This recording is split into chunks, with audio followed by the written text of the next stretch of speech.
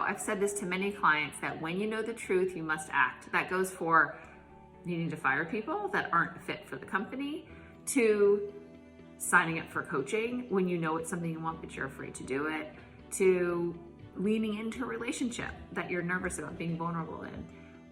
This idea of genius is not one-dimensional. It's not one thing. And for you, it's not your one thing. So we've shared something in the chat, right? That was a one thing you think you're good at. And by the end of this call, we're going to expand on that to bring in all other dimensions of yourself to fully activate it.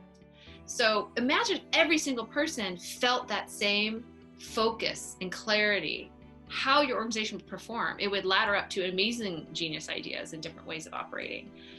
So instead of boundaries being something that's like a wall where we're keeping things out, think of boundaries as something that's actually a wall that keeps your energy flowing, keeps all the things you need, the nurturing and all those things going, so that you can actually step into your best self. You can come alive, you can be present, you can be articulate, you can be an amazing leader, all of those things.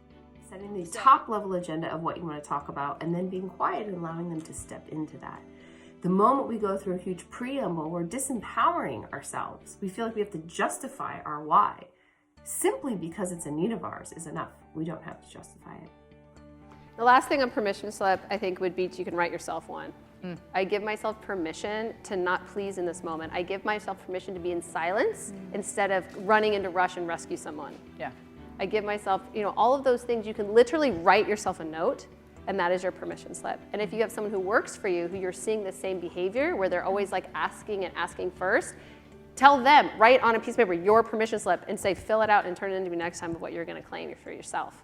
Talk about a leader that's empowering their people. Or leading a team of people who are stuck, or a person who's stuck. The worst thing you can do is try to solve the problem. How many of us do that? We're like, oh, I have a solution. Let's just do it this way.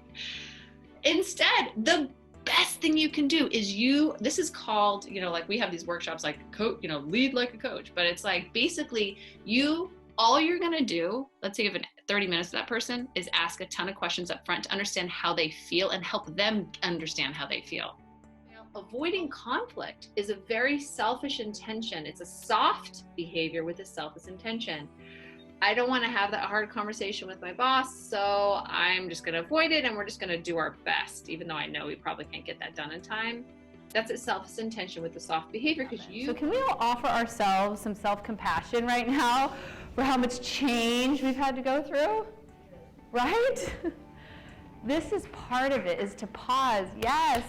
Yay. I mean, we're so hard on ourselves, and we think we all have to have the answers, but what these women are talking about, people come, we service hundreds and hundreds of professionals through coaching. They always come feeling overwhelmed, burnt out, scared, fear, lack of trust, gripping, control. And it's because this is part of the condition we're in. By thinking about it that way, you're not actually avoiding the pain. You're actually prolonging it and building it more.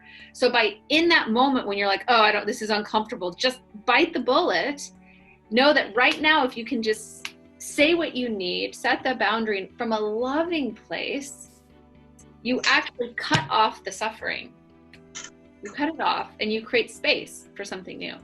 When clarity comes, the clarity that you know in your bones, in your heart, that you can feel, and it gives you the courage, right? Clarity gives you courage. It's a form of communication from life that's like, yes, this is a hell yes. Step this way, move this way. This is a good direction, right? Life is kind of helping you find that way. You have to act. Respond with a yes. When you feel the yes, respond with a yes in your action and your movement. Intention is that you learn something new, and that some seeds were planted here to help you further along towards your path of living in your genius zone and working in genius zone. We all, here at Collective Gain, we really fully believe that we all have a genius zone, and that if we were to live in it and contribute it, the world would be a much better place. We would be bringing so much light and talent to the world.